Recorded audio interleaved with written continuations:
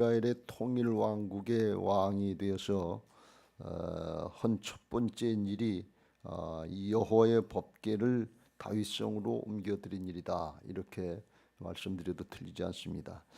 어, 다윗이 이스라엘의 통일 왕국의 왕이 된다고 그러니까 블레셋 사람들이 긴장해서 쳐들어와서 싸워서 이기는 역사가 5장의 17절부터 나옵니다만, 이것은 블레셋이 쳐들어왔기 때문에 싸운 것이고 다윗이 스스로 먼저 한 일은 아니다, 이렇게 볼 수 있습니다.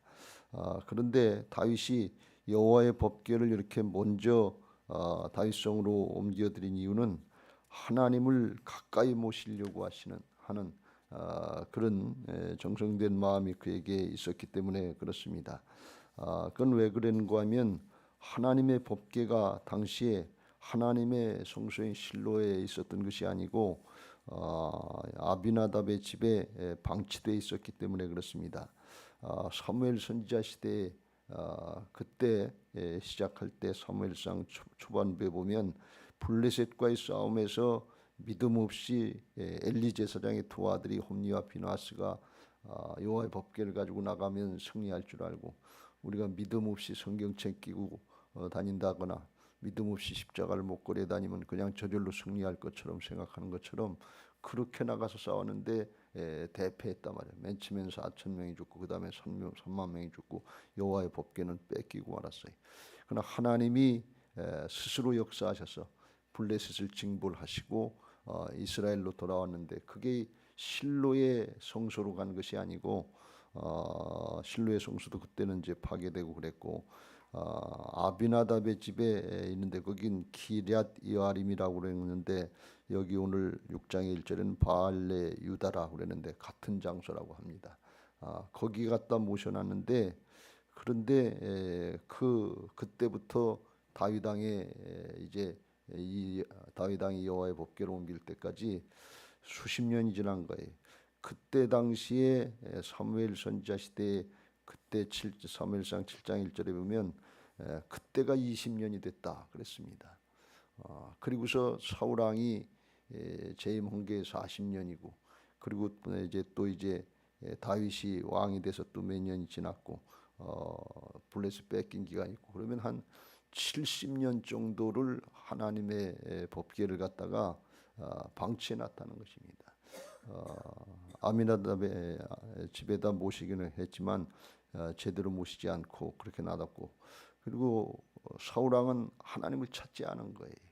하나님께 물으려고 생각도 않고 찾지 않고, 그러니까 나중엔 이제 무당을 찾아가는 일까지 나오고 그렇게 됐어요. 그래서 다윗이 왕이 돼가지고서 첫 번째로 하려고 한 일이 그래서 하나님의 법궤를 모시자, 하나님을 모시자, 그리고 하나님을 가까이 하자 하는 그런 일부터 했으니까 다윗이 부족한 것도 많고 모자라는 것도 많았지만 하나님을 가까이 하고 하나님을 우선하려고 하는 하나님 중심의 신앙, 이거는 분명했다, 그런 말씀입니다.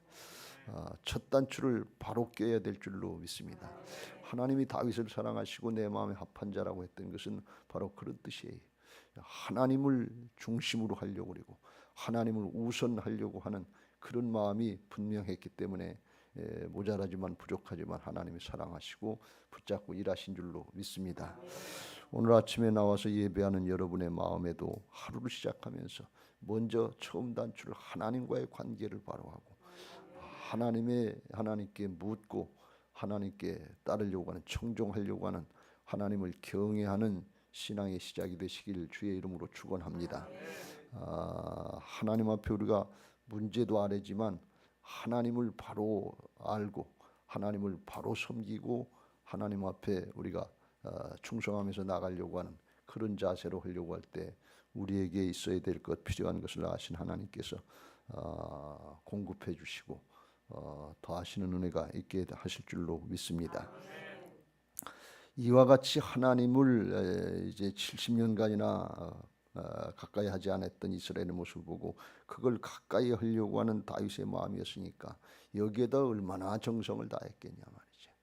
이건 뭐 괜히 그런 게 아니고 이스라엘에서 뽑은 무리 3만 명을 다시 모았다 그러는데 역대상 13장에 나오는데 그건 최고의 정성을 자기가 다해서 자기가 여기 있기까지 전적으로 자기가 나의 나 된 것은 하나님의 은혜입니다. 이렇게 고백할 수밖에 없는 상황이기 때문에 또 하나님을 가까이 모시려고 하는 것이기 때문에 3만 명의 무리를 뽑았다. 아주 전국 각지에서 다 뽑았고 각종 악기를 다 이렇게 동원해서 그래서 이제 하나님의 법궤를 모시는데 그런데 거기서 변고가 터졌다는 게 그러니까 최고의 정성이고 하나님을 모시려고 하는 그 중심의 동기도 분명하고 이건 하나도 잘못된 게 없어요. 그럼에도 불구하고 어떻게 됐는지 모르지만 2절 말씀에 보면 하나님의 궤를 메우려고 하니 그 궤는 그룹들 사이에 자장하신 만군의 여호와의 이름으로 불리는 것이라. 하나님의 임재를 상징하는 그런 법궤를 메워와야 된다고 하는 것을 다윗도 알았던 것 같아요. 이게 하나님의 법이니까. 하나님의 법궤는 이렇게 사각형 궤짝인데 거기 네 구탱이에 고리가 있어서 긴 봉을 끼워가지고 네 사람이 메고 오게 돼 있어요. 그런데 갑자기 여기 3절로 바뀌어 보면 그들이 하나님의 궤를 새술에 싣고 산에 있는 아비나답의 집에서 나오는데 메어오려 갔다가 갑자기 새술에다 싣고 왔단 말이죠. 그러니까 이 새술에 싣고 오는 것은 어디서부터 기인된 건가 하면 블레셋 사람들이 하나님의 법궤를 징벌을 받으니까 감당할 수가 없으니까 이스라엘로 돌려보낼 때 전때 남소를 갖다가 해서 새술에 대해서 거기다 보냈는데 그 유래를 따른 거예요. 그러니까 하나님의 법이 아니고 이방의 어떤 풍습을 따라서 했단 말이죠. 그게 이제 기인이 돼서 이제 마차를 가지고 새수레를 타고 오다가 여기 보면 이제 다곤의 타작마당에 있을 때 이게 소가 뛰니까 우사가 그거를 법궤가 떨어지려고 하는 것 같으니까 이렇게 붙들었단 말이지. 하나님의 법궤에는 사람의 손을 대면 안 돼. 하나님은 인간의 도움이 필요한 분이 아닌 것을 믿으시기 바랍니다. 그러니까 마차가 이렇게 소가 이렇게 덜컹덜컹 하면서 이게 떨어지려고 하니까 손을 갖다 댔단 말이지. 그러니까 하나님의 법에 어긋나니까 이게 죽었다. 이거는 하나님의 법궤가 떨어지려고 하는 걸 잡았는데 그게 무슨 큰 죄냐? 그거만이 아니라 근본적으로 하나님의 법궤를 옮기는 데 있어서 하나님의 말씀대로 하지 않았다는 근원적인 잘못된 죄가 있기 때문에 거기서 그런 게 만약에 마차에다가 법궤를 옮겨오지 않았다 그러면 거기서 타작마당에 다곤의 타작 누구의 다곤이 아니라 나곤의 타작마당에서 마차가 뛸 리가 없단 말이죠. 메고 왔으면 그냥 가는 거지. 털썩거릴 이유도 없고 떨어질 이유도 없는데 새술에다 싣고 오는 바람에 거기서 뭐 돌에 걸렸든지 뭐에 걸렸든지 덜커덩거리면서 뛰니까 뛴 거 그 자체가 잘못된 게 아니라 근본적으로 메고 와야 되는데 이제 하나님의 법궤를 갖다가 새술에다 더 잘한다고 하는 방법이라는가 아니면 더 효과적이고 더 쉽게 하려고 하는 그런 인본주의적인 생각인데 그렇게 하려고 하다가 이게 손을 댔기 때문에 거기서 하나님이 우살치시고 죽게 하는 그런 일이 일어났다. 그러니까 하나님의 일을 하는 데 있어서 아무리 잘하려고 그리고 동기가 아무리 순수하다고 그래도 하나님이 말씀하신 그대로 하지 않으면 하나님이 받지 않으신다 그런 말씀이에요. 이걸 우리가 아주 명심해야 될 줄로 믿습니다. 우리가 신앙하면서 내 생각이 옳다고 그리고 선악법으로 판단하고 아주 주장하고 그럴 때가 많은데 그게 중요하지 않아요.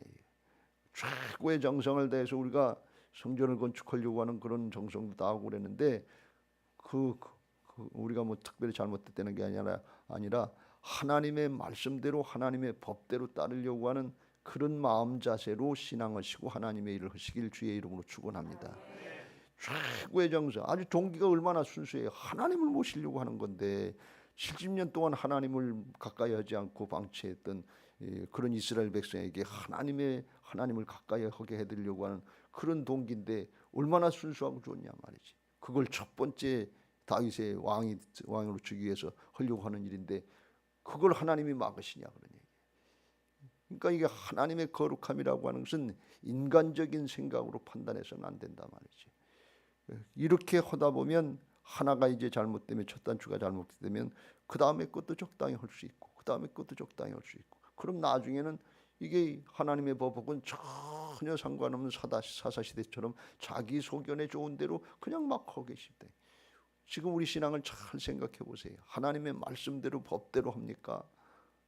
아니면 내 소견대로 좋은 대로 내 사정 형편에 맞는 대로 합니까? 그런 거나 마찬가지야. 뜻은 좋은 뜻이지. 중심이 뭐 하나님께로 가려고 하는 건데 그런데 우리가 신앙의 결과들을 보고 우리의 나타나는 현상들을 보면 그렇지 않을 때가 많다 말이지. 이거 중심으로 한번 잘 살펴보시고 아니라 그러면 다윗처럼 돌이킬 수 있게 되시길 주의 이름으로 축원합니다. 다윗이 그 하나님이 두려워서 더 이상 하지 못하고 여기 오늘 12절에 나오는 것처럼 기다렸는데 오베데돔의 집에다 갖다 놨는데 이 사람은 가드 사람이라고 그랬는데 오베데돔의 집에 갖다 놨는데 하나님이 3개월 만에 오베데돔의 집과 그의 모든 소유에 복을 주셨다 한지라. 그래서 하나님이 복을 주셨다는 것을 소문을 듣고 다윗이 즉시로 가서 하나님의 길을 기쁨으로 이번에는 메고 오베데돔의 집에서 다윗성으로 올라가니라. 바로 하려고 한 걸 볼 수가 있어요. 근데 오베데돔은 3개월 하나님의 법궤를 모셨는데 그 모든 소유와 모든 이제 집이 복을 가문이 다 복을 받았다는 게 주변의 사람들에게 소문 날 정도로 3개월 만에 하나님이 어떻게 복을 주셨는지 알 수 없습니다만 소문이 날 정도로다가 왕에게 소식이 들릴 정도로다가 이 변방의 사람인데 그렇게 하나님이 복을 주셨단 말이죠. 왜요?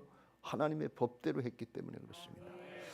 여기 성경에 보면 오베데돔이라고 하는 사람에 대해서 말씀하기 10절 다윗이 여호와에게를 옮겨 다윗성 자기에게로 메어가기를 즐겨하지 아니하고 가드 사람 오베데돔의 집으로 메어간지라. 그래서 가드는 블레셋 땅이거든요. 그래서 어떻게 보면 이게 블레셋 사람인가 이렇게 생각하기 쉬운데 그렇진 않다고 그래요.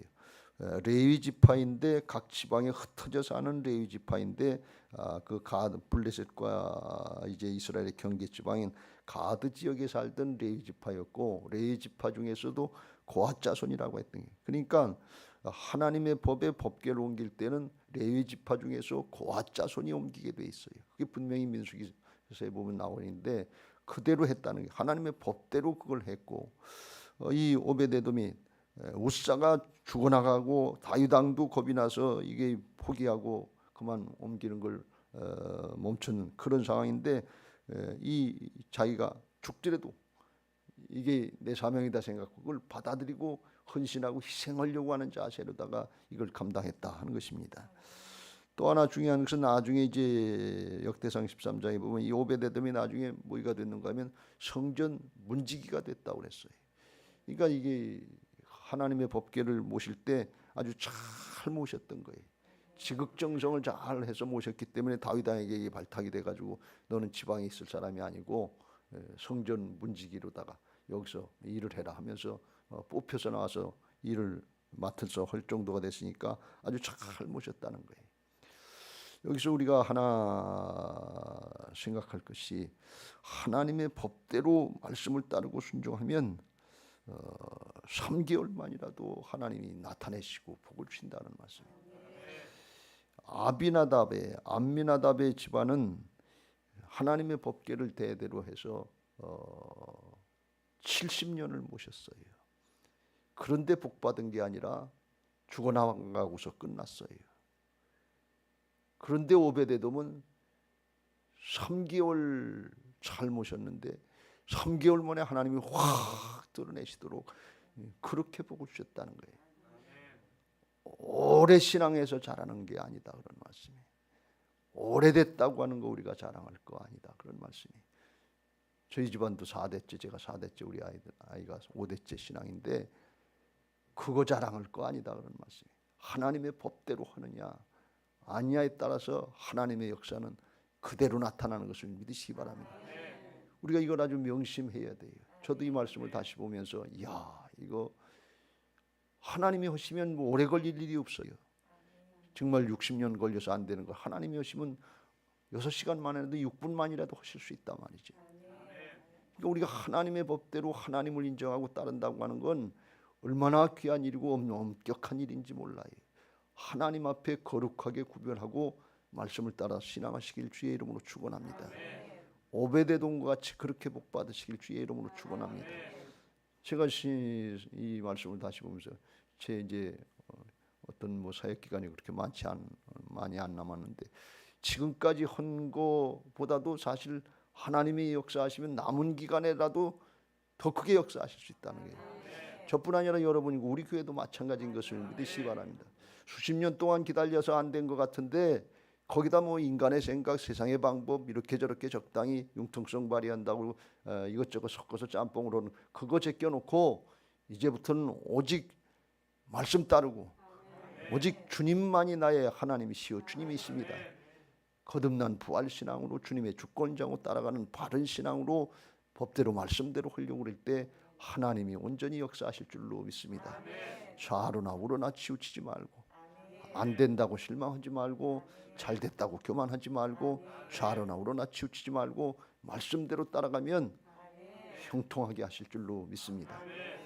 오늘 이 말씀을 드리는 것은 12절에 어떤 사람이 다윗왕에게 아뢰어 이르되 여호와께서 하나님에게로 말미암아 오벳에돔의 집과 그의 모든 소유에 복을 주셨다 한지라. 이 소문을 다윗이 들은 거예요. 그래? 그럼 나도 가서 해야지. 다윗의 마음이 이게 좋은 거예요. 그 사람은 그 사람이고 나는 나지. 그렇게 하지 않았다는 거예요. 오벳에돔이 복을 받았으면 나도 복을 받아야지. 이 마음이 우리에게 있어야 될 줄로 믿습니다. 오늘 남이 얘기하는 게 아니에요. 성경에 오벳에돔 얘기하는 게 아니고 성경에 다윗 얘기하는 것이 아니고 하나님은 복음은 보편적인 것을 믿으시기 바랍니다. 누구에게나 동일하게 역사하시고 예수 그리스도는 어제나 오늘나 영원토록 동일하신 것을 믿으시기 바랍니다. 우리가 남의 얘기처럼 들으려고 하니까 감동이 없는 거예요. 그건 다윗에 대한 얘기고 그건 오벳에돔에 대한 얘기고 나는 내 사정 내 형편 다른데 이렇게 생각하면 나하고 하나님하고 무슨 상관이 있는 거예요.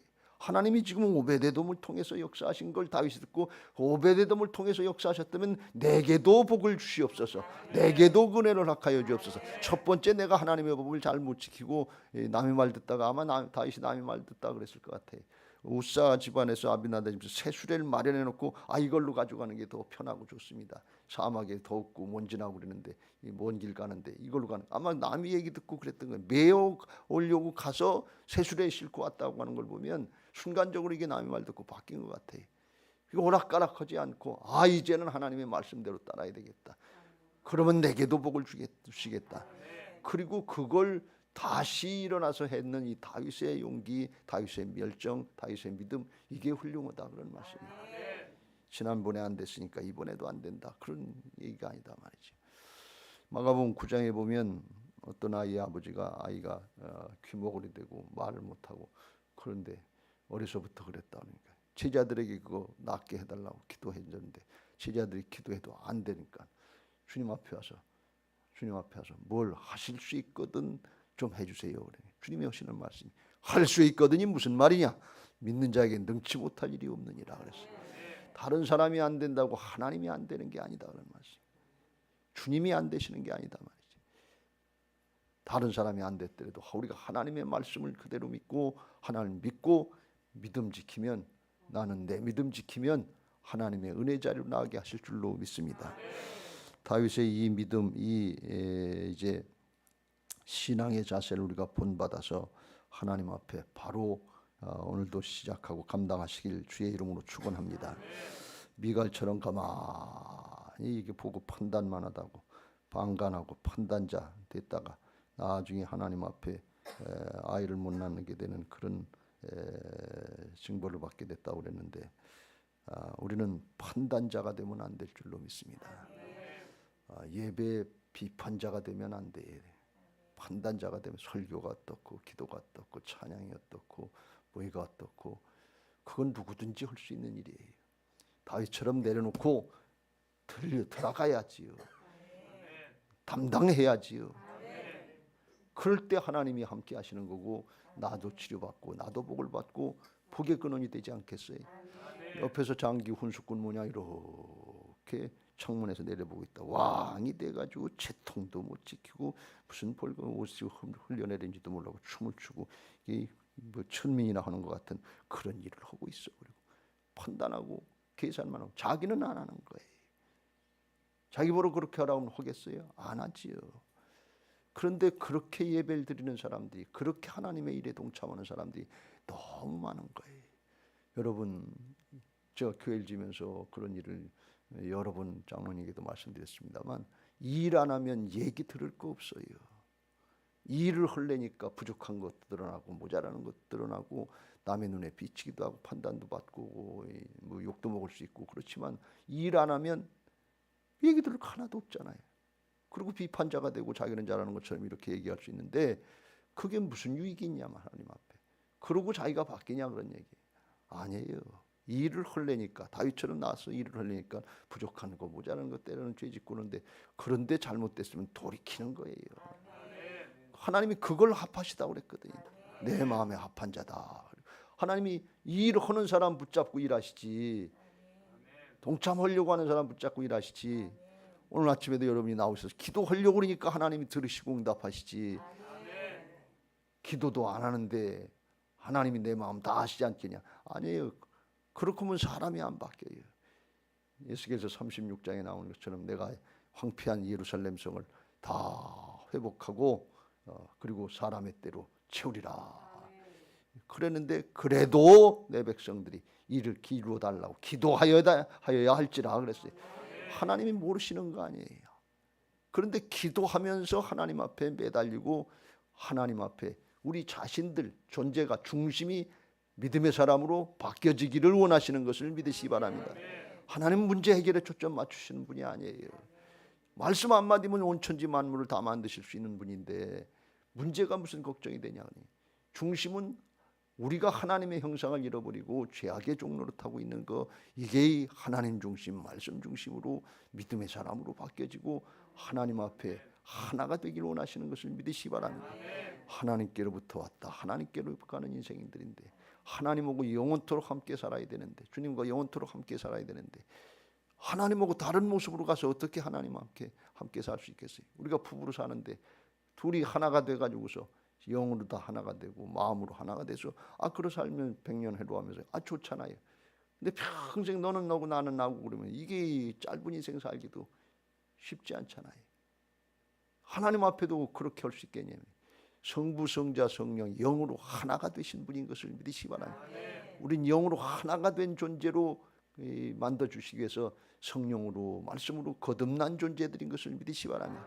육신의 생각으로 세상의 방법으로 판단하고 계산하고 선악법으로 따지고 선악과 따본제서 그렇게 하면 안 되고, 바울이 얘기해서 나는 날마다 죽노라는 심정으로 내려놓고 말씀 따라서 순종하면서 나를 쳐서 복종시키면서 주님과 하나가 되고 말씀으로 하나가 되려고 할 때 하나님이 붙잡고 일하시는 다윗과 같은 사람이 되고 바울과 같은 사람이 되게 하실 줄로 믿습니다.